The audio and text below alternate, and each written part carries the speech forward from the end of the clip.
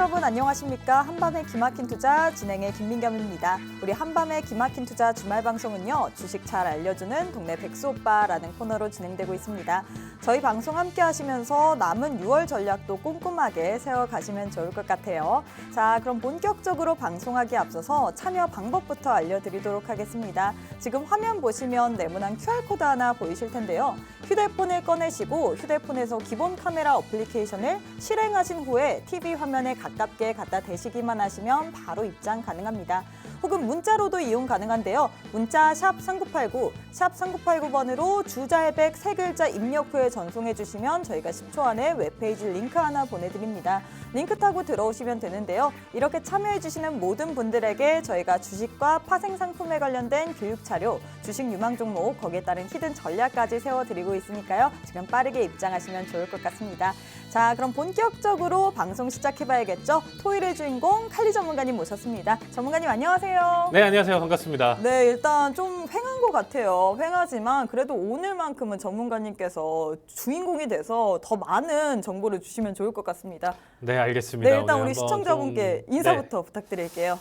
네, 안녕하세요. 반갑습니다. 저는 칼리 전문가고요. 네, 오늘 지금 본부장님 방송 참여를 못 하셔가지고 부득이한 사정으로 제가 이제 오늘 처음으로 거의 최근에 이제 맞아요. 한 올해 기준으로는 거의 처음 혼자 하는 것 같아요. 맞아요. 그래서 정말 이렇게 좀 처음으로 이제 그러니까요. 둘이 같이 방송을 하는데 떨립니다. 오늘 떨리시나요? 네. 저는 오늘 좀 기분 좋게 한번 좀 여유 있게 한번 좀 방송을 한번 오늘 같이 더 그래서 한번 저는 해외 증시에 대해서 전문가님한테 뽑아낼 수 있는 것들은 다 뽑아내자라는 마인드로 왔거든요. 아, 좋습니다. 네. 일단 최근에 제가 사실상 이제 해외 주식도 좀 성공적으로 이제 좀 끌고 가고 있고 네네. 최근에 이제 지난주에도 또 단기적으로 수익을 또 이틀 만에 실현을 해가지고 어도비도 주셨는데 그걸 수익을 실현을 한 네네. 거죠. 그거를 이제 거의 한 9%대 정도 이제 딱 이거래일만 딱 이거래일만에 만에 9%요? 또 이제 9% 내고 빠졌는데 그거는 이따 좀 차트를 보면서 한 번 더 설명을 드릴게요. 네. 그래서 최근에 제가 정말 많은 질문을 받고 있습니다. 그래서 사실상 지금 이 방송 시청하시는 분들이 생각보다 이제 해외 주식을 좀 어렵게 생각하시고요. 맞아요. 그다음에 좀 잘 참여를 안 하세요. 이제 그래서 좀 국내 위주로 그래서 이제 본부장님 종목들 위주로 이제 뭐 상담이라든지 아니면 궁금한 거 이런 부분들 이제 좀 질문 주시는데 근데 사실 이게 국내 같은 경우는 상한가가 있잖아요. 근데 해외 주식은 그게 제한이 없다 보니까 저희 가족 중에서 저희 친오빠는 해외 주식을 그렇게 좋아하거든요. 네네네. 그래서 저희 방송을 너무 좋아해요. 이게 해외 주식을 다룰 수 있는 방송이다 보니까 아, 그래요? 그래서 오늘 또 많은 정보를 부탁드리도록 하겠습니다. 알겠습니다. 네. 한번 최대한 제가 정보를 한번 내서 한번 좀 잘 달려보도록 네, 하겠습니다. 그럼 어도비 차트도 한번 분석 부탁드릴게요. 네, 일단은 뭐 어도비 차트 한번 지금 좀 간단하게 한번 좀 보도록 하겠습니다. 자, 어도비 같은 경우가 일단 최근에 이제 실적 발표가 있었어요. 근데 이미 지금 저희가 들어간 타이밍이 어디였냐면요. 네. 여기 구간대였어요. 이미 올라간 그 구간에서 진입을 이미 했네요. 여기서 들어갔는데 네. 들어갔었던 이유 중에 하나가 지금 밑에 보시면 여기 이제 어닝이에요. 실적이라는 거죠. 실적 날을 기준으로 해서 이거래일 전 그리고 최근의 추세 자체가 AI 이슈는 뭐가 됐든 들어가기만 하면 상승을 한다였잖아요. 그렇기 때문에 사실상 이 앞전에도 지금 이미 지속적인 매수세다 보니까 이거 잡을 수 있어라고 판단을 하실 수 있는데 최근에는 선반영이라는 게 거의 없었어요. 주가 기준으로. 그러니까 실적 발표 전에 선반영이다 아니면 뭐 이미 선반영 돼서 주가가 이제 낙폭을 가져간다 이런 게 아니고요. 실적이 좋으면 좋은 대로 그다음에 추가적인 상승 흐름을 잘 이어갔거든요. 네. 그래서 최근에 이제 뭐 룰루레몬이라든지 그다음에 이 어도비 같은 경우가 이런 식으로 지금 실적으로 인해서 단기적으로 일단은 접근을 가져갔었는데 자, 실적 발표 이후에 이제 차트를 한번 딱 보세요. 실적 발표 이후에 정확하게 이제 갭을 띄우면서 이제 상승폭을 크게 키워갔다가 그대로 지금 장대 음봉 잡히면서 낙폭을 가져갔었죠. 네. 제가 청산한 타점이 정확하게 여기예요. 라인을 정말 잘 잡으셨네요. 왜냐하면 여기 라인대가 시초가잖아요. 네. 저는 10시 반 시초가의 정리 이거를 사인을 드렸었거든요. 왜요? 이미 떨어질 갭을 거라고 보셨나요? 네. 왜요? 이미 나올 수 있는 호재는 다 끝났다. 재료는 상승 재료는 다 끝났고 사실상 제가 이제 최근에 시장을 저도 약간 조금 두려워하는 편이에요. 그러니까 네. 언제 쏟아져도 좀 이상하지 않다. 언제 지금 낙폭을 크게 키워가고 매도세로 계속적으로 빠지더라도 절대 이상하지 않는 시장이라고 생각해요. 그래서 최대한 지금 종목들 기준으로도 단기적으로 지금 좀 보고 있고요. 어쨌든 손절가를 지금 계속적으로 올려드렸었던 공약주들 같은 경우도 최대한 손절가를 지키면서 지금 보려고 하고 있습니다. 그래서 지금 시장은 이렇게 지금 좀 신규로 접근을 하셨을 때도 사실상 좀 어느 정도의 단기 슈팅이라든지 이런 힘을 좀 보여준다라고 하면 여기서 좀 만족하고 정리를 해야지 이거를 지금 1년, 2년 내가 이제 또 장기 보유하면서 매수세 계속적으로 이제 좀 바라본다라고 하셔도 괜찮지만 제 기준으로는 단기 리스크는 그러면 엄청나게 크게 나와도 감내를 하셔야 될까? 30%든 40%든 한번 물렸을 때도 버티실 수 있어야 된다라는 겁니다. 그래서 이미 22년도에 그 파동을 겪어보셨던 분들은 쉽지 않아요. 그래서 최근에 상승을 다시 가져가면서 수익 전환했을 때 질문이 많이 쏟아지는 거예요. 어떤 질문이요? 언제 팔아야 되느냐. 근데 그게 가장 고민인 것 같아요. 뭔가 갖고 상승할 것 같아서 갖고 있었다가 갑자기 물리게 되면 이게 무슨 일인가, 이게 날벼락인가 이렇게 생각을 할 텐데 전문가님께서 시초가에 이렇게 정리를 했는데 바로 맞고 떨어졌잖아요. 네, 제가 사실 아나운서님도 아시겠지만 그렇죠. 해외 주식도 병행하지만 사실상 이제 선물 전문가로 좀 많이 활동을 하잖아요. 그만큼 사실상 차트의 주요 자리값 고점이나 이런 표현되는 자리값들을 단기 분봉이라든지 일봉상에서 주요 자리값에 대한 근거나 설명들을 계속 해드리고 있어요. 근데 그런 자리값들마다 의미 있는 저항이라든지 단기 눌림이라든지 이런 부분들이 잘 발생을 하는 편이에요. 그렇기 때문에 단타성인 대응 자체도 괜찮고요. 중장기 흐름 자체도 한번 뷰 관점 생각해서 보신다라고 하면 나쁘지 않은 흐름 같이 맞춰서 가실 것 같습니다. 네, 이렇게 전문가님께서 우리 전문가님께서는 이번에 단 2거래일 만에 어도비로 9%나 수익을 가져갔습니다. 최근에 지속적인 매수세가 있음에도 불구하고 들어갔는데 전문가님께서는 단 2거래일 만에 9%나 수익을 냈는데요. 사실 해외 주식 조금 잘 나가지 않는다, 잘 손이 쉽게 가지 않는다라고 생각이 드시는 분도 있으실 텐데 우리 전문가님과 함께 한다면 리스크는 적고 수익은 크게 받을 수 있습니다. 우리 전문가님 같은 경우에 자리값 그리고 단기 분봉에 대한 정확한 분석을 통해서 우리에게 정확한 자리값을 주기 때문에 리스크가 적다고 얘기할 수 있는데요. 나도 이렇게 칼리 전문가님과 함께 해외 주식 그리고 해외 선물까지 병행해보고 싶다 하시는 분들 노란톡방 안에 입장하시면 좋을 것 같습니다. 우측 하단에 지금 네모난 QR코드 하나 보이시죠? 휴대폰 기본 카메라 어플 켜시고 TV 화면에 가깝게 갖다 대시기만 하시면 바로 입장 가능합니다. 그럼 이번 주에도 한번 주요 이슈 살펴보도록 하겠습니다. 이번 주에는 누가 뭐라고 해도 파월 연준 의장의 의회 증언이 가장 큰 이슈가 됐던 것 같습니다. 아무래도 내년에 선거를 앞두고 있다 보니까 양쪽 위원들이 좀 날카로운 질문 공세를 펼쳤는데요. 민주당에서는 은행 관련해서 은행 규제를 강화해야 된다라고 얘기를 하면서 금리 관련해서는 이제 금리 인상을 멈추는 게 어떻냐라는 질문을 했고 공화당은 이와 반대되는 질문을 하면서 좀 파월 의장을 당혹스럽게 했는데 21일, 22일 양일에 걸쳐 진행된 파월의 증언 여기서 우리가 좀 주목해봐야 될 만한 시사점에는 뭐가 있을까요? 사실상 정말 비교를 해보신다라고 하면요. FOMC랑 이번 상원 하원 전체적으로 파월 의장이 얘기하는 거는 달라진 게 없어요. 이해되시죠? 근데 시장은 거기에 따라서 변동성을 맞춰가는 거예요. 그러니까 사실상 제가 지금 좀 말씀드리고 싶은 거는 트리거가 필요했다. 이번 내용 자체는 한 번의 단기적인 가격 조정을 위한 그게 기간값 조정이 될 수도 있지만 조정, 워낙 지금 한도 끝도 없이 과열을 달려왔는데 이게 지금 템포를 그냥 아무 이유 없이 조건 없이 쉬기에는 애매하다라는 거예요. 그렇기 때문에 그 내용 자체를 찾기 위해서 이번에 한번 잡았다 이렇게 보시면 될 것 같아요. 왜냐하면 제가 이제 이걸 조금 자세하게 좀 설명을 드리면요. 자, 차트를 보시면 이게 FOMC 결과값이었거든요. 그러니까 지금 이미 새벽 3시에 성명서가 나오면서 이제 점도표 나오면서 낙폭 가져가다가 파월 의장이 나와서 이제 인터뷰를 하면서 3시 반부터 낙폭 자체를 다 소화시키고 매수세가 나와줬고요. 다음 날 움직임까지 보신다라고 하면 그 상승 흐름을 더 크게 이어갔었어요. 그러면 이때 당시에도 사실상 물가 아직 높아. 그리고 연내 금리 2번 더 인상해야 돼. 똑같죠. 그냥 2%대. 계속 지금 강조하는 내용 자체가 똑같았어요. 근데 사실상 데이터를 보고 나서 판단을 하겠다라는 내용 자체로 봤었을 때 더 이상 금리 올리는 거 힘들겠구나. 지금이 거의 상단이고 해봤자 한 번 정도 더 올리겠네. 이 정도로 생각하면서 시장 참여자들이 오히려 환호를 하면서 다음 날까지 매수세를 계속적으로 펼치면서 상승세를 계속적으로 이어갔다라는 거죠. 근데 파월의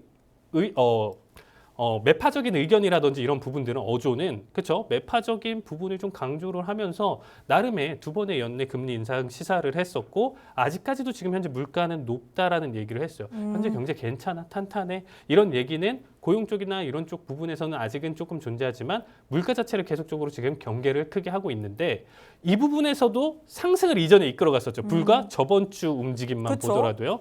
근데 이번 시장을 한번 딱 보세요. 딱 어제 그러니까 이제 하원에 이제 먼저 했었을 때 네.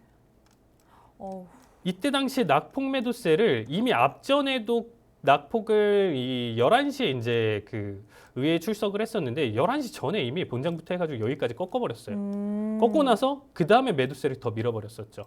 그러면 이전과 똑같은 얘기를 했음에도 불구하고 이 매도세가 나왔다라는 걸 설명을 할 수가 없겠죠. 그렇죠. 지난주랑 이번 주랑 어떻게 보면 똑같은 비슷한 이야기를 했는데 너무 다르잖아요. 지난주에는 상승을 했고 네. 똑같은 이번 얘기를 주는 했는데 하락을 하락을 했고, 했습니다. 네. 이상하죠. 네. 그리고 또 더 재밌는 거는 바로 어제자 내용이었는데 어제자 뉘앙스 하루 만에 달라질까요? 아니요. 출석해서 스탠스 당연히 똑같겠죠. 그렇죠. 근데 어제는 말도 안 되게 상승을 계속 가져갔다라는 거예요. 이거를 이거를 지금 해석을 보시면 파월의 존재감이 아니고요. 네. 파월 때문에 하락을 했어, 파월 때문에 상승을 했어가 아니고요. 네. 그 조정 자리값이 필요했다라는 거예요. 제 얘기는. 아. 현재 시장에서 어떠한 지금 단기 가격 조정이라든지 눌림 자리값이 필요한데 왜냐하면 지금 일봉상 차트를 지금 보시면요. 나스닥은 정말 한도 끝도 없이 지금 치고 올라왔어요. 올 1월부터 해가지고 지금 상승폭을 보시면 바닥 거의 만 초반에서부터 16,000 부근대까지 15,500대까지 정말 숨도 안 쉬고 들어 올렸다라는 거죠. 그러면 이 고점 자체도 최근 추세가 너무 가파랐기 때문에 이런 부분들이 주가에 지금 현재 과열돼 있는 상태다라고 많이 표현을 해요. 그러면 이 과열을 풀기 위해서 이 과열을 어떻게 하나요? 보조지표로 알 수 있습니다. 현재 지금 RSI, 뭐 스토캐스틱 그리고 이제 뭐 MACD 같은 이제 보조지표를 이제 사용을 하다 보면 이제 현재 구간대가 그냥 일봉상이나 뭐 이런 지금 분봉상 차트에서 과열이다라는 게 표현이 돼요. 네. 그만큼 하나의 방향성으로 쉬지도 않고 솟았을 때 여기 구간대에서 이제 신호를 보내는 거야. 지금 너무 과열됐어. 떨어져야 돼. 조정이 나와야 돼. 근데 이 조정 자체는 횡보장세로 조정이 나올 수도 있고요. 단순히 이제 눌러주면서 따라서 가파른 매도세가 나와주면서 가격 조정이 나올 수 있는 구간이에요. 근데 어쨌든 지금 구간대는 한 템포 쉬어야 된다라는 거죠. 이만큼 과열이 나왔다라는 것 자체는 추가적으로 계속 상승을 가져가기보다는 한 템포 쉬어간다. 상승을 안 한다는 게 아니에요. 이제부터 무조건 하락 반전이다라는 얘기가 아니고 네. 잠깐의 한 템포 쉬어가는 거. 아. 하락일 수도 있겠지만 그 관점보다는 적어도 계속 고점 또 찌르면서 매일매일 지금 고점 갱신하면서 상승하는 자리값보다는 지금은 한 템포 쉬어갈 때 이렇게 생각하시면 될 것 같아요. 그러면 그 한 템포 쉬어가기 위해서 너무 좋았죠. 파월 의장이 하원에 출석을 해가지고 같은 발언을 했죠. 같은 발언을 함에도 불구하고 네. 그래서 상승과 하락이 왔다 갔다 했었던 이유였다. 대신에 상세하게 이 안에서 우리가 시황적인 측면으로 본다라고 하면 네. 어떤 부분을 조금 더 강조해서 붙이겠죠. 상승을 가져갔으면 이 부분 때문에 상승을 가져왔다. 하락을 가져왔으면 이 부분이 강조돼서 하락을 가져갔다. 이렇게 붙이는 건데 네. 사실상 제 개인적인 생각으로는 사실상 좀 트리거가 필요했었고 시장에서 그 부분을 파워를 이용하지 않았나 이렇게 생각을 하고 있습니다. 그러면 의회를 일단 좀 간단하게 좀 지켜볼게요. 아까 네. 이제 질문하셨던 내용처럼 뭐 은행 쪽 관련해서는 사실상 민주당 쪽에서는 이제 규제를 해야 된다. 그리고 이제 공화당 쪽에서는 완화를 해야 된다. 이렇게 하면서 은행 관련 질문했었을 때 이제 이 분봉 차트에서 이때 변동성이 엄청 심했어요. 그러니까 지금 보시면 여기서 하락, 상승 그리고 이제 하락 상승을 계속적으로 보여주고 있는데 이게 질문마다 바뀌는 거예요. 그러니까 공화당 쪽에서 질문했었을 때 상승, 민주당에서 뭐 하락. 계속 이게 엎치락 뒤치락이 계속 됐거든요. 그러니까 은행 쪽에서는 사실상 민주당에서는 규제, 공화당에서 완화. 이거를 왜 그렇게 생각하시면 되냐면요. 트럼프 정권 때 사실상 은행 규제를 공화당에서 이제 완화를 했었어요. 그리고 그 상황 속에서 지금 다시금 규제해야 된다라는 목소리가 이제 네. 커지다 보니까 사실상 공화당은 완화해야 되니까 조금 더 시장에 친화적인 질문이 된 거고 네. 그 부분 자체가 그래서 공헌학 질문 쪽에서 은행 쪽에서는 상승, 민주당은 규제해야 된다. 강력하게 은행 묶어야 된다. 현재 상황에서는 너무 안 좋잖아요. 우리가 그쵸. 증시를 바라봤을 때 그러니까 하락을 가져갔었다. 그 이제 금리 자체는 이제 또 정반대로 이제 좀 넘어갔었다라고 보시면 될 것 같아요. 네. 그러면 일단은 파월의 스탠스 자체를 일단은 좀 보시면 어떻게 해석을 보시면 될 것 같냐면요. 일단 은행 관련 질문에서는 대형이랑 중형 은행 같은 경우는 네. 규제 강화가 필요하다고 얘기를 했어요. 근데 소형 은행에 대해서는 다소 여유를 줘야 될 것이다라는 얘기를 했거든요. 네. 이 부분이 굉장히 좀 중요합니다. 왜냐하면 자 지금 일단은 FRED 여기서 이제 공식적인 이제 사이트인데 여기서 이제 BTFP라는 이제 연준의 이제 대출 프로그램의 이제 현황 자체가 지금 최근에 이제 좀 나와줬는데 차트를 보시면 좀 특이하시죠. 지금 그림을 보시면 내내 제로였다가 지금 가파르게 상승을 보여줬어요. 이게 뭐냐? 3월 달에 급하게 만들어진 프로그램이에요. 왜 만들어졌을까요? 네. 3월에? 3월에 무슨 이슈가 있었죠? 3월에요? SVB 사태가 있었죠. 실리콘밸리 은행 사태 때 만들어진 거예요. 이게 뭐냐면 은행들의 유동성이 공급이 안 되다 보니까 거기서 이제 만약에 이제 정말 내가 큰 손이고 큰 기업인데 네. 지역은행에서 이제 유동적으로 연결하면서 거기다가 이제 예측을 맡겼는데 내가 지금 현재 금리가 너무 높게 올라가고 지금 현재 계속적으로 고점 대비 낙폭을 작년에 가져가다 보니까 투자처를 지금 구하기도 힘들고 그렇기 때문에 내가 지금 쌓아놨었던 뭐 예금이라든지 이런 부분들 내놔 나 지금 돈 써야 돼 이런데 주질 못하는 거예요. 왜 못 줬었냐면 이때 당시에 사실상 원래는 이렇게 지금 어느 정도 일정으로 단기적인 투자를 가져가면서 큰 고객이 돈을 언제든지 달라고 할 때 그 부분을 찾아서 줘야 되잖아요. 근데 네. 단기적인 투자가 아니고 중장기적인 투자를 해버린 거예요. 당연히 돈을 안 찾겠지라는 생각을 하고 그러다 보니까 지금 상황에서 돈을 줄 수 있는 여력이 안 되니까 사실상 가지고 있었던 뭐 채권이라든지 이런 거 팔면 다 손해고요. 그 다음에 그러니까 그때는 이제 잠정 손실이었는데 네. 팔아버리면 확정 손실이 그쵸. 나버리는 거예요. 그래서 그 상태도 안 되고 그래서 유상증자를 통해서 어떻게든 자금 조달을 받자 하는데 실패를 해버리고 이러다 보니까 이 은행 망하겠다. 뱅크런 사태 나면서 그때 당시에 도미노처럼 무너졌었죠. 그렇죠. 그래서 이 내용 자체는 사실상 이 지역은행의 이제 운영자들이 사실 제대로 된 운영을 못해서 발생을 한 거예요. 훨씬 원래는 운영을 잘했다라고 하면 충분히 그냥 커버 보면서 네. 이렇게까지 번지진 않았을 텐데 그런 사태로 일단 좀 넘어갔었던 상황인데 사실상 미 행정부와 연준에서 이거를 대신 해결을 해줬었던 상황이잖아요. 맞아요. 그러니까 무제한 채권 매입을 해주고 예금을 다 100% 다 보장을 해주고 그때 당시에 네. 그렇기 때문에 급한 불을 껐었다. 근데 제가 이제 그때 당시에 아마 방송 때 이제 엄발의 오줌 누기다 뭐 이런 맞아요. 얘기도 하면서 막 얘기를 했었던 거 좀 기억나시죠? 네. 그게 지금 다시금 등장을 하고 있는 거예요. 무슨 말이냐면 3월 달에 이제 긴급적으로 대출 프로그램을 만들어 놨어요. 이게 뭐냐면 은행이 연준한테 돈을 빌리는 거예요. 연준한테 돈을 빌리고 1년 내 갚는 연준의 대출 프로그램이에요. 그 은행이 지금 이미 자기네들은 투자를 하고 있는데 금방 지금 단기적으로 돈이 필요하면 연준 돈을 끌어다 쓰는 거예요. 그러면 어떻게 된 거죠? 시장의 유동성이 확 공급이 됐겠죠. 은행은 은행대로 투자하는 돈은 따로 있고요. 그렇죠. 연준은 돈을 찍어내는 입장인데 거기서 그 돈을 돈을 빌리니까. 엄청나게 지금 뭐 이게 1억, 2억 수준이 아니에요. 이게 조 단위 이상의 돈이 여기서 들어가다 보니까 네. 시장의 유동성이 엄청나게 공급이 됐겠죠. 어쨌든 그때 당시에 이제 3월 달에 사태가 나와주고 이 프로그램을 통해서 어쨌든 나머지 지역 은행도 소화가 된 거예요. 근데 최근의 추세를 보시면요. 이게 월별로 기준으로 여기서 지금 횡보장세를 지금 좀 잘 안 보이실 거예요. TV 방송 보시는 분들 잘 안 네. 보이시는데 여기서 이제 횡보장세 이렇게 좀 두껍게 횡보가- 보이잖아요. 횡보를 보여줬는데 최근에 고점 돌파하면서 다시금 슈팅이 나왔다라는 거예요. 이게 지금 무슨 얘기냐? 지역은행에서 리스크가 발생을 하고 있다라는 거예요. 이때 당시에 이제 너도 나도 급하다 하면 그때 당시에 다 빌렸기 때문에 이렇게 바닥에서부터 쭉 올라왔겠죠. 네. 그러면 이미 그 대출에 대한 부분 자체는 이미 다 끝났다라는 거예요. 네. 이해되시죠? 네. 근데 다시 올랐다라는 거는 다른 리스크가 발생했다라는 거예요. 다른 쪽으로 지금 현재 자금 조달의 위협을 받고 안 좋기 때문에 연준한테 돈 좀 빌려줘 계속 이러는 거예요. 근데 이게 지역은행 한정이겠죠.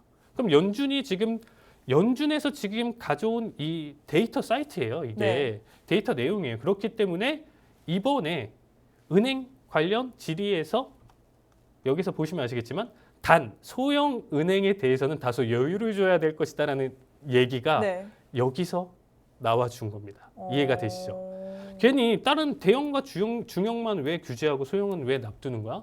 이 얘기가 여기서 해소가 될 수 있겠죠. 그래서 이 부분 자체는 사실상 이미 장단기 금리 역전을 통해서부터 이미 은행발 리스크는 계속적으로 발생할 수밖에 없어요. 이미 그쪽에서부터 이제 수익 자체가 지금 나와주고 있지는 않기 때문에 네. 은행 쪽에서는 리스크가 계속적으로 발생할 것이고요. 앞으로 두 번의 금리 인상 자체가 사실상 그리고 이제 규제 강화 이런 부분들이 지금 놓고 봤었을 때 시장에서 사실상 오히려 은행 주서부터 다시금 도미노로 무너질 가능성이 있다는 거죠. 제가 지금 좀 설명드리고 싶은 거는 이번 증언에서 사실상 기존 스탠스가 유지되는데 그냥 흔들었다 이게 아니고요. 네. 지금 나올 수 있는 리스크를 연준도 알고 있다라는 거예요. 아. 그래서 절대 연준은 경기 침체는 어느 정도 지금 바라고 있지만 은행발, 지역은행 이러한 지금 전체적인 은행 쪽, 금융 쪽 공급망 자체가 무너지는 걸 절대 원하지는 않는다라는 거죠. 그래서 최대한 이 부분을 여유를 주면서 가져가겠다 이런 느낌으로 가져가는 거예요. 이 부분은 살리면서 경기 침체를 가져가겠다 이런 느낌으로 받아주시면 될 것 같습니다. 네. 그리고 이제 향후 금리 정책에 대한 질인데 요거는 사실상 똑같았어요. 사실 이제 민주당 같은 경우는 내년에 이제 어떻게 보면 이제 대선이 있기 때문에 그쵸. 어쩔 수 없이 지금 현재 금리 인상 지금 하면 안 된다 이렇게 하지만 현실적으로는 해야죠. 현실적으로는 좀 해야 된다고 보고 있습니다. 그렇기 때문에 이번에는 사실상 최근에는 막 데이터 보고 판단한다 이러지만 이번 의회에서는 생각보다 좀 단호했다 이렇게 좀 보시면 될 것 같아요. 그래서 올해 대다수 의원도 그렇고 지금 두 번 인상하는 게 이제 적절하다고 판단을 하면서 다수 의원들이 동의한 결과라고 지금 얘기를 해주고 있고요. 본인도 적절하다고 지금 이렇게 좀 판단을 하면서 이번에 이제 이 내용에 대한 내용은 이렇게 지금 가져갔었다라고 보시면 될 것 같습니다. 그래서 일단은 지금 파월 상황 이번에 이제 6월 달에는 이제 동결을 가져갔잖아요. 네. 그러니까 이게 한 템포 쉬고 갔었던 거고 다음 지금 현재 금리 인상 지금 페드워치에서 지금 인상 가능성을 지금 보시면요. 한 번 정도의 인상으로 지금 사람들이 생각하고 있어요. 그러니까 두 번이라고 연내에 생각하고 있는데 지금 제가 이게 빨간 박스로 지금 데이터를 쳐놓은 게 보이시면 네. 7월부터 9월, 11월, 12월 기준으로 다 525에서 550 사이예요. 550에서 575가 5.6% 이번에 중간값 최상단 라인대가 여기로 표현이 됐었잖아요. 네. 여기까지는 지금 생각하지 않고 전체적으로 지금 일단은 한 번 정도로 지금 시장이 좀 받아들이면서 재차 지금 현재 상황에 상승 흐름을 다시금 이어가고 있는 모습. 시장이 아직까지도 긍정적으로 시장을 좀 바라보고 있다. 연준이 아무리 겁을 줘도 우리는 계속적으로 갈 길을 갈 것이다 라는 얘기를 진행을 했습니다. 네, 이렇게 연준이 좀 우리에게 긴장을 줬지만 그래도 시장은 여전히 계속해서 긍정적으로 바라보고 있다라면서 파월 연준 의장의 이 상하원 발언에 대해서 전문가님께서 상세하게 얘기를 해주셨는데요. 추가적인 코멘트 그리고 앞으로의 증시 방향성 알고 싶다 하시는 분들 노란톡방 안에 입장하시면 좋을 것 같습니다. 우측 하단에 지금 네모난 QR코드 하나 보이시죠? 휴대폰 기본 카메라 어플 켜시고 TV 화면에 가깝게 갖다 대시기만 하시면 바로 입장 가능합니다. 특히 이번 주는 파월뿐 아니라 미 국무장관 이 토니 블링컨이 방중을 하면서 미중 간의 화해 모드를 좀 기대하게 만들 것 같은 이벤트도 있었습니다. 실제로 미중 간 항공 편수 증가 등 소소한 관계 개선의 움직임도 나타났는데 중국도 최근 성장 둔화 상황을 타개할 방면으로 생각하고 있는지 상당히 좀 적극적으로 회담에 임하는 모습 보였는데 과연 미중 화해 모드 어떻게 보시나요? 실현 가능할까요? 사실 이 방송에서도 이 질문에 대해서도 이제 한번 좀 그쵸? 이전에 얘기를 네. 했었죠. 우리나라만 사실 눈치 보기 싸움 해가지고 괜히 지금 큰 사람들 사이에 끼어있다 이렇게 얘기를 껴가지고 해줬죠. 괜히 지금 본심을 드러냈다가 이제 잘못됐다 이렇게 네. 좀 보시면 되겠죠. 이제 중국 쪽에 괜히 이제 더 제재를 지금 좀 당하고 있잖아요. 사실상 이제 제가 그때도 이제 좀 언급드렸었지만 본인들에 대한 제재는 없고 기업들이 중국 가서 이제 친중국 뭐 이렇게 하면서 행세를 하더라도 사실상 제재를 하는 부분이 없었어요. 결국에는 지금 제가 말씀드렸었지만 미국에서는 서방 국가와 지금 이제 동맹 국가들 안에서만 가지고는 사실상 지금 현재 경제 부분에서는 다 커버를 할 수가 없다라는 거예요. 그러니까 사실상 중국을 완전히 배제시킬 수는 없다라는 네. 거죠. 그러니까 중국이 정말 배제를 시킨다라고 하면 사실상 미국도 힘들어요. 뭐 근데 사실 중국도 만약에 미국이 없으면 힘들지 않아요? 지금 그렇기 상황에서는? 때문에 서로 간의 상호 어... 협력 관계이기 때문에 이렇게 만나가지고 만약에 둘 중에 하나가 너네 없어도 우리 잘 살아라고 하고 내수로도 충분해라고 하면 만날 일이 없어요. 그렇죠. 그리고 적극적으로 임할 필요도 없죠. 그렇죠. 네. 근데 서로 간에 이렇게 지금 나왔는데 생각보다 지금 일단은 어쨌든 뭐 최후의 소통 수단 자체는 뭐 남아 있다라는 부분을 지금 좀 증명했다 이렇게 좀 보고 있는데 일단 중국 방문하면서 이제 양측 입장 차이를 지금 좀 바라봤었습니다. 근데 네. 그 와중에 좀 이 바이든 대통령이 캘리포니아 이제 모금 행사 연설 중에 참 재밌는 얘기를 했었어요. 이제 블링컨이 지금 중국에 있는 상황 속에서 네. 이런 얘기를 했습니다. 자, 풍선 격추 당시에 주석이 언짢았었던 이유는 네. 독재자로서 내가 독재자인데 모든 사사건건 모든 일들은 난 다 알아야 돼. 왜? 난 독재자니까. 그래야 되는데 첩보풍선이 거기에 있는지도 몰랐는데 그게 격추당했어. 그렇기 때문에 이 독재자가 지금 언짢았다. 이 표현을 했어요. 그러면 이 뉘앙스가 사실상 막 시진핑이 이래서 이랬던 거다. 그냥 네. 이렇게 썰을 푼 건데 가장 중요한 내용 자체는 독재자라는 표현을 썼다라는 거죠. 발언을 세게 했네요. 많이. 그렇죠. 너무 세게 했잖아요. 네. 그렇기 때문에 이거를 보고 나서 바로 중국 쪽에서 이제 외교부 대변인이 네. 나와가지고 이제 얘기를 했어요. 극도로 터무니없고 이거는 정말 무책임한 발언이다 하면서 지금 막 화해 모드 뭐 이렇게 막 하고 있는데 네. 그 와중에 이렇게 나와 보니까 완전히 지금 사이가 틀어질 뻔할 수 있었던 상황이었겠죠. 근데 이 내용을 또 공개를 하고 나서 어떻게 보면 이 내용이 이제 공개적인 정치 도발이다 이렇게 얘기를 했는데 2시간 뒤에 이걸 삭제를 하고 언론 통제를 했어요. 그러다 보니까 중국 쪽에서는 이 관련 내용을 아예 찾을 수가 없는 상황이에요. 그럼 이거는 무슨 뜻으로 좀 얘기를 할 수 있냐면 사실상 조금 표현은 그렇지만 지금 두 가지 썰이 있는 거예요. 네. 첫 번째는 바이든 대통령이 이전에도 그렇고 조금 나이가 좀 많이 있다 보니까 좀 약간의 치매로 인해서 이렇게 조금 세게 발언을 이런 무책임한 발언을 하지 않았나라는 거랑 정말 고도화된 지능적인 정치적 전략이다. 왜냐하면 2시간 만에 중국이 또 내렸다 보니까. 그러니까 지금 중국을 조련한다라고 또 생각할 수가 있는 거예요. 길들인다 이렇게. 내가 이런 말을 하더라도 너네는 우리를 배제를 못해. 이거죠. 지금 현재 상황이. 네. 근데 똑같이 지금 봤을 때 2시간 후에 삭제하고 언론 통제했다라는 거는 그 내용을 강하게 나가기보다는 수긍을 하면서 어느 정도 그냥 물 타면서 그냥 그래 그러면서 다시금 화해 모드로 지금 넘어가자. 그게 중요한 게 아니다. 이런 느낌이죠. 그러니까 지금 중국 쪽을 좀 조련하려고 하는 거예요. 오히려 미국 쪽에서 더 지금 왜냐하면 미국은 현재 지금 놓고 본다라고 하면 아직까지는 100%는 아니지만 주가는 날아가고 있고요. 뭐 지금 AI 이슈, 뭐 반도체 이슈 할 것 없이 지금 대형주, 칠공주라고 하죠. 칠공주 대장주들이 날아가면서 계속 상승 흐름을 보여주고 있어요. 탄탄하다는 거예요. 근데 중국 쪽은 지금 무너지고 있잖아요. 그렇죠. 그렇기 때문에 중국은 우리를 붙잡을 수밖에 없어요. 고도화된 오히려 전략이다. 전략으로 독재자를 표현을 썼지 않냐. 이거는 그러면 바이든 정말 천재다. 이런 생각을 좀 하고 있습니다.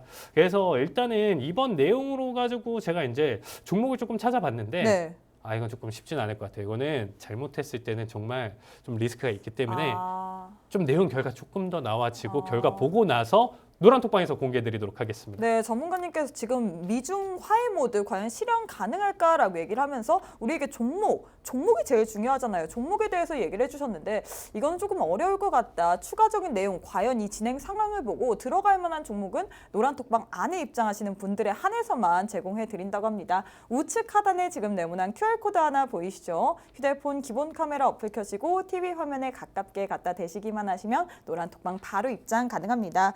계속해서 국제 이슈들 계속 점검해 보도록 할 텐데요. 미 국무장관이 중국을 방문한 사이에 인도의 모디 총리는 미국을 방문했습니다. 상당히 활발한 행보를 보이고 있는데 바이든 대통령뿐 아니라 일론 머스크 그리고 레이 달리오 등 기업 CEO와 투자 대가들을 만나면서 인도에 대한 투자를 요청하고 있는데 최근에 미중 갈등 수혜 국가로 인도가 떠오르고 있는데 이건 또 어떻게 보시나요?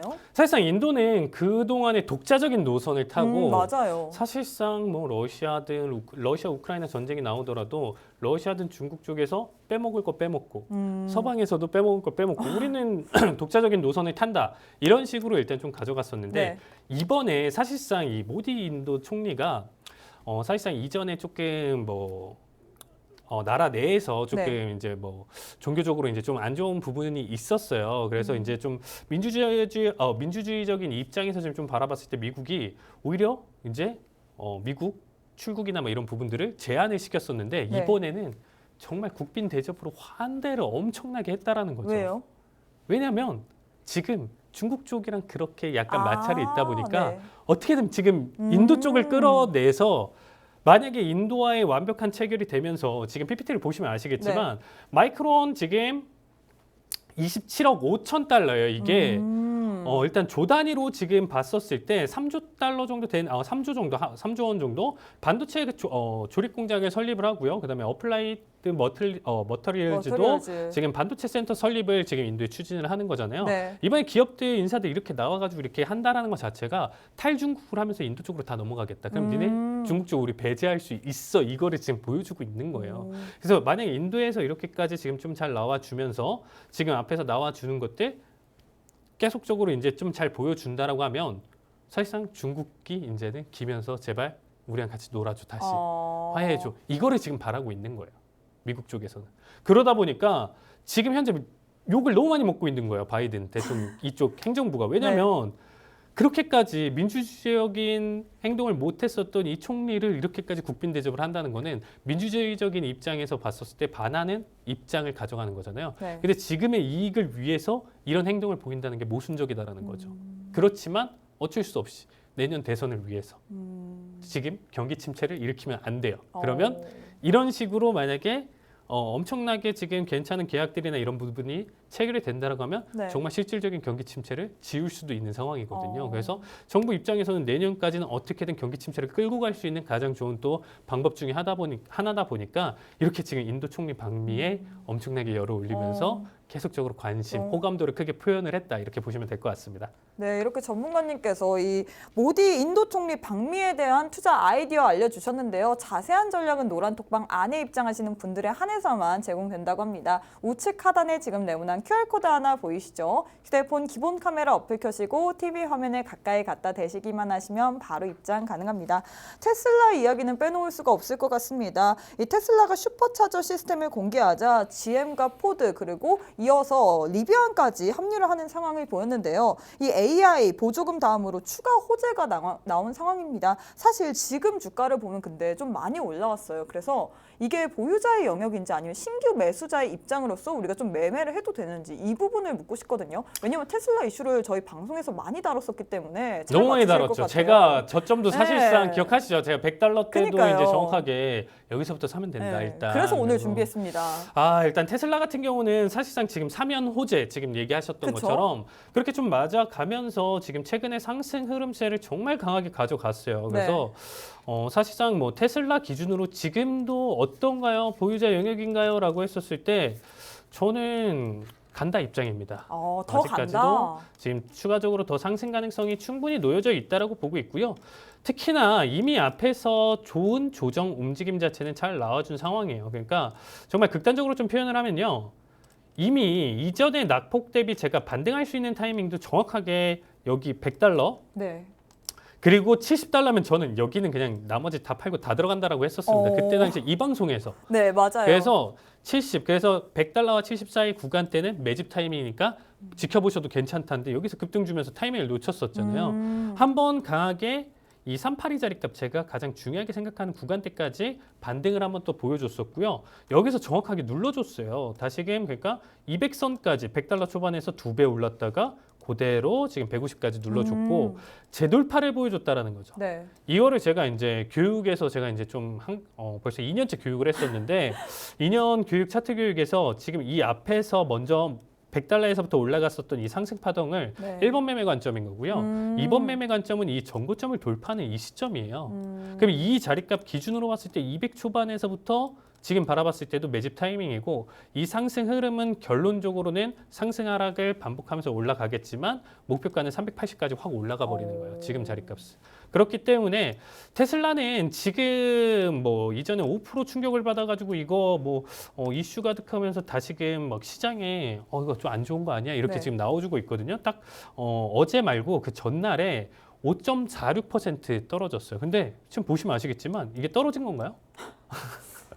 이것도 한번 조정 살짝 나오거나 그냥 숨 하는데 고르는 거 아니에요? 숨 고르기 단계죠. 당연히 이렇게까지 오르면 안 돼요. 이거보다 그냥 뚫으면서 넘어갈 수는 있겠지만 네. 제가 아까도 말씀드렸지만 과열이라고 얘기 드렸죠. 숨 고르기가 필요하고 그 부분 자체가 나와줬었던 이유 자체가 일단은 지금 테슬라 같은 경우는 이제 바클레이즈에서 이제 투자 등급을 이제 하향을 했어요. 네. 이미 나와줄 수 있는 호재들은 다 나와줬다. 그래서 매수에서 중립적으로 갔고 목표가는 $260로 지금 가져갔고요.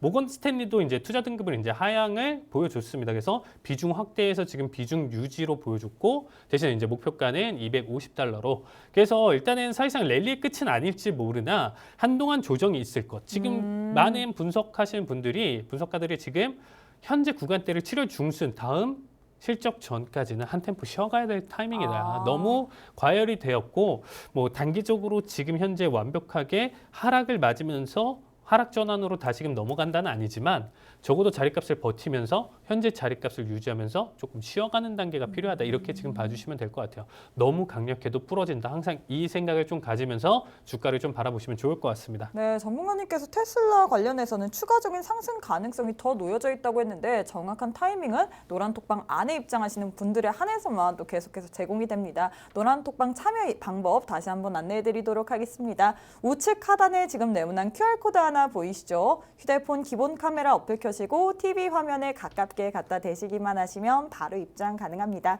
여러분들이 칼리 전문가님의 실전 매매 너무 궁금하다고 하셔서 오늘도 하이라이트 영상 준비했습니다. 하이라이트 보고 오시죠. 자, 799자리값. 자, 매도 체결. 자, 799 매도 체결됐고요. 31자리값 컷 보도록 하겠습니다. 주문 접수 완료.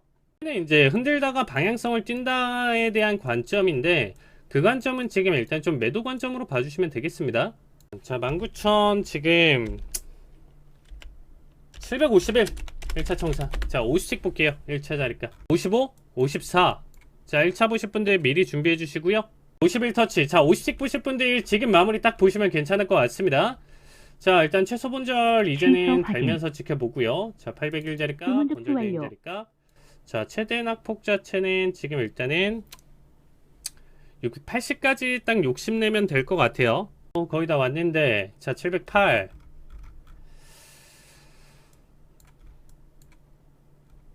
사실상 굳이 양봉까지 보고 싶진 않아요. 지금 그대로 음봉 미는 자리값 버티면서 넘어간다라고 하면 이거는 뭐 200틱 자리값까지도 봐도 괜찮은 자리값인데 그 관점으로 일단은 좀 지켜보는 자리값 해석은 아니었습니다. 자, 51 자리값 확보. 자, 50틱. 자, 1차 청산 자리값.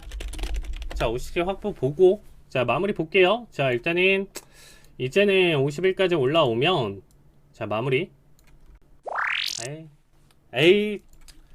다 왔는데 좀 아쉽네요. 네, 여기까지 보도록 하겠습니다. 자, 50틱 수익 축하드립니다. 자, 69 매도 체결. 요거는 가야 되는데 지금 69 기준으로 일단 81 자리값 컷이고 주문 접수 완료. 일단 매도세는 바닥까지 일단은 한번 잘 보여주고 있는 상황이에요. 자, 51 자리값. 자, 15,251 자리값 20호 1차 청산. 51 자리값 1차 청산 잡아주시면 될 것 같고요. 물물 바뀌고 시장이 바뀌었다라고 하면 그래도 앞에서 지금 강한 상승에 따른 눌림. 자, 51.75. 자, 51. 자, 일단은 자, 400불 가져가실 분들 여기서 한번 좀 봐주시면 될 것 같고요. 자, 1차 자리값은 정확하게 터치. 자, 최소 본절 자리값. 확인. 요 자리값은 한번 좀 보고 완료. 싶었어요. 그쵸? 본절대. 자, 좋습니다. 자, 45까지. 자, 매도수 나쁘지 않고요.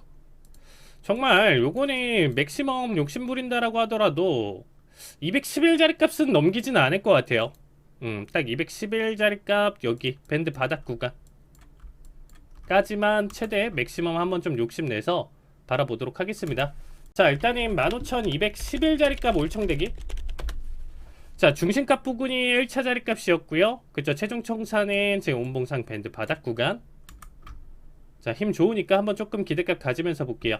211 자리값. 자, 대략적으로 70에서 10이니까 자, 1200불 조금 안 되죠. 자, 요거 하나로 한번 좀 잘 보도록 하겠습니다. 리스크 주실 분들은 뭐 51 자리값 걸어놓고 미리 확보 걸어놓고 일단 마무리 보셔도 괜찮은데 한번 지금 좀 강하게 올려치는 매수세 자리값 본절 나오더라도 요거는 좀 지켜볼게요. 대응은 어떻게 가져갈 거냐면 어쨌든 그냥 무난하게 얘가 음봉 그리면서 5일선 이탈 없이 그대로 뻗어준다라고 하면 너무 땡큐고, 그쵸, 이거야 뭐 대응이 없이 그냥 자리값 걸어놓는 거 일단은 잘 가져가는 내용이고, 한 번에 지금 반등 양봉 그리면서 5일선 이탈하는 움직임에서 그 매수세를 한번 버텨보고요. 그 다음에 어디까지 찌를진 몰라요. 이게 본전을 건드릴 수도 있어요. 근데 찌르고 나서, 그쵸, 매도세 나와주면서 특정 자리값까지 이탈을 했었을 때 자리값 확보라든지 추가 대행 자리값 이어가면서 지켜보도록 하겠습니다. 17. 자, 좋습니다. 15. 자, 거의 다 왔죠? 자, 215까지.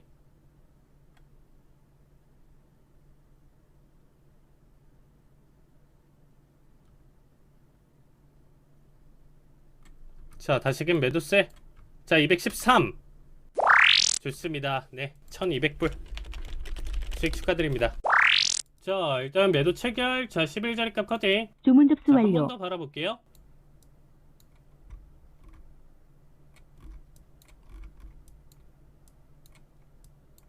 자, 이번에 고점 터치가 나왔으니까 한 번 더 재도전 가져가는 자리값입니다. 앞에서 그냥 홀딩했으면 그대로 끊기는 자리값이었죠. 딱 거기 부근 때까지. 자, 194까지 매도세 나와주고 있고요. 자, 181 자리값 똑같습니다. 자, 15,181 1차 청산.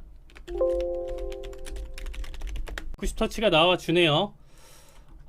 자, 190 깨고 넘어가는 매도세. 자, 이제는 본전은 달 수 있죠. 자, 183 좋습니다. 자, 182. 자, 181.50. 자, 181 준비해 주시고요. 취소 자, 최소 확인. 본절 대행 보면서 가져갈게요. 주문 접수 완료. 자, 정정 201 확인. 자리값 본절 대행. 차로 안 줬고요. 한 틱 차로 버텼습니다. 자, 181 미리 걸어 두시고요. 자, 본절과 181. 자, 먼저 체결되는 자리값 봐주시면 되겠습니다. 자, 181. 자, 결국 터치 보여줬습니다. 진짜 힘들게 하네. 오늘 진짜 계속 봤던 자리인데, 자, 이제 주네요. 자, 1차 보실 분들, 자, 보신 분들 수익 축하드리고요. 진짜 힘들게 한다. 자, 이거 400불 1차 청산이니까, 자, 161 자리값 잡으면서 800불, 자, 올청으로 일단은 좀 바라볼게요. 주문 접수 완료. 자, 15,161 올청 대기. 이번 미는 힘으로 가야 돼요, 그냥. 자, 161. 자, 올청 대기. 좋습니다. 800불 수익 축하드립니다. 자, 29 매도 체결. 자, 41 자리값. 주문 접수 완료. 한번 뻗어주면 진짜 시원하게 눌러줄 텐데, 말 끝나기 무섭게 다시금 건드려주고 있습니다. 자, 한 번은 버텼어요. 본절 타이밍 한 번 버텼고요. 115까지 밟아줬으니까, 자, 이제는 본절 잡아도 괜찮을 것 취소 같아요. 확인. 자, 이거 본절 주문 나온다라고 접수 완료. 하더라도 마지막 자리라고 얘기 드렸죠. 자, 본절에 여기서 밴드 폭내에서 비빈다라고 하면 어쩔 수 없으니까 못 간다인데, 어쨌든 여기 구간대 고점 픽스로 일단 좀 바라볼 수 있고요. 올청 자리값은 지금 81 자리값 보고 있습니다. 81 자리값 382 구간까지 한번 좀 노려볼게요. 이건 못 먹어도 이제 본절 나오면 그냥 본절 가져가는 거죠. 자, 지금도 사실상 그쵸, 수익이 아니고 본절 마무리를 볼 수 있습니다. 앞에 두 번 손절 보는 거 여기서 마무리 보면서 그냥 조절하면서 그냥 마무리 볼 수 있는데, 수익으로 봐야죠. 그래도 볼 수 있으면. 자, 80일까지는 가장 현실 가능한 자리. 오늘 매수세가 계속 강력하더라도 여기는 현실적으로 보여줄 수 있는 매수 타이밍. 터치. 자, 이제 89. 자, 81 자리값 올청입니다. 자, 15,081 올청 대기. 자, 83.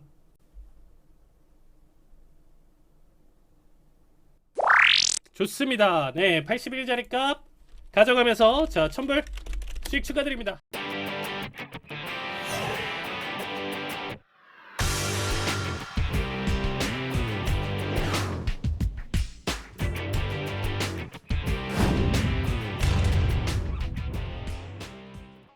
네, 마지막으로 그럼 다음 주까지 해외 선물 상품별 투자 전략 한번 세워보도록 하겠습니다. 진행해 주시면 좋을 것 같아요. 네, 오일 한번 보시죠. 제가 이제 오일 상승 움직임을 일단 좀 예상을 하면서 이제 좀 말씀드렸는데, 하필 목요일 날 이제 4%대 낙폭 보여주면서 오. 매수에 잘 가져가다가 이 차트 보시면 여기까지 잘 힘있게 잘 올라가고 있었죠. 이제 꾸역꾸역 올라가면서 이제 80부근대까지 올라올 가능성 높다라고 얘기 드렸었는데 그대로 지금 낙폭을 좀 키워갔어요. 근데 사실상 지금 달러 약세가 계속적으로 이어진 상황에서 지금 이 매도세 자체는 그렇게 지금 좋은 상황은 아니에요. 그래서 지금 오일을 좀 보신다라고 하면요. 이 지금 현재 밴드 폭내 박스에 지금 갇혀 있으면서 방향성이 아닌 지금 수렴 형태를 가져가면서 숨고르기 단계를 지금 좀 펼쳐주고 있다라고 좀 보시면 될 것 같습니다. 네. 그래서 오일은 지금은 이제 여름이고 사실상 이제 우리가 가장 또 걱정해야 되는 거는 전략 비축류 그런 거를 가져가는 이유 자체가 겨울 한정적으로 극한의 추위로 인한 난방유 수요 이런 부분들 때문인데 아직까지는 여유가 있다라는 거죠. 그래서 가격 상승 자체가 그렇게까지 드라마틱하게 가져가진 않고 상승 하락 횡보하면서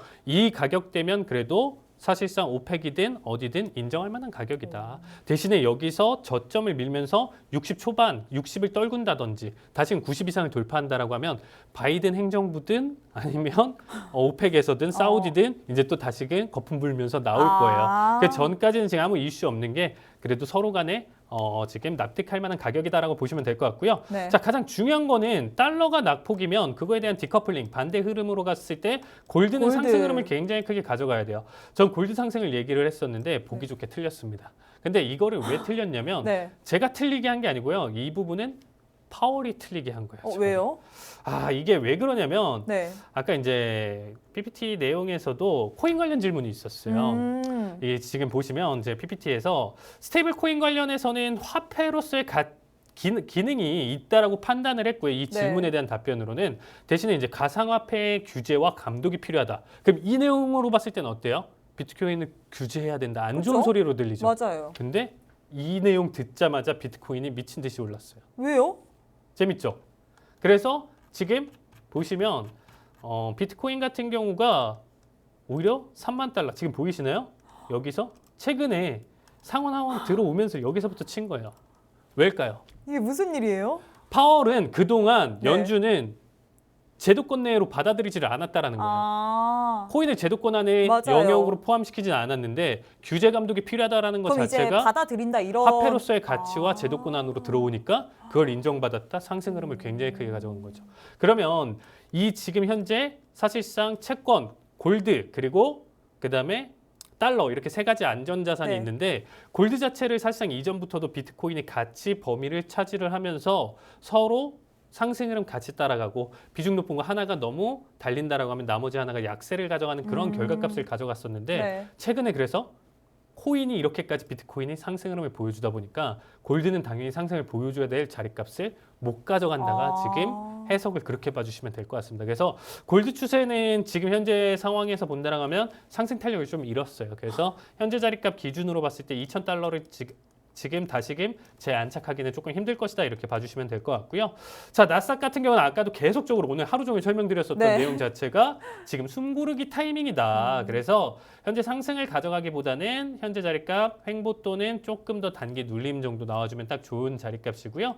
마지막으로 이제 제가 계속적으로 이제 말씀드렸었던 구리 같은 경우가 딱 제가 원하는 이제 4달러 부근대까지 이제 올라갈 것이다라고 하는데 그 윗꼬리 그리면서 지금 딱 떨어졌거든요. 그래서 지금 선 반영이 됐고요. 이제는 단기적인 조정으로 3.7 구간대까지는 눌러줄 가능성이 있다. 이렇게 봐주시면 좋을 것 같습니다. 네, 이렇게 다음 주까지 해외 선물 상품별 투자 전략에 대해서 세워봤습니다. 추가적인 코멘트 더 듣고 싶으신 분은 노란톡방 안에 입장하시면 좋을 것 같아요. 네, 저희가 준비한 내용은 여기까지입니다. 본 방송은 투자 판단에 대한 조언일 뿐 해당 종목의 가치 또는 상승 하락을 보장하진 않습니다. 이 점 꼭 참고해 주시길 바라겠고요. 저희는 다음 이 시간에 다시 찾아뵙도록 하겠습니다. 시청해 주신 여러분 고맙습니다.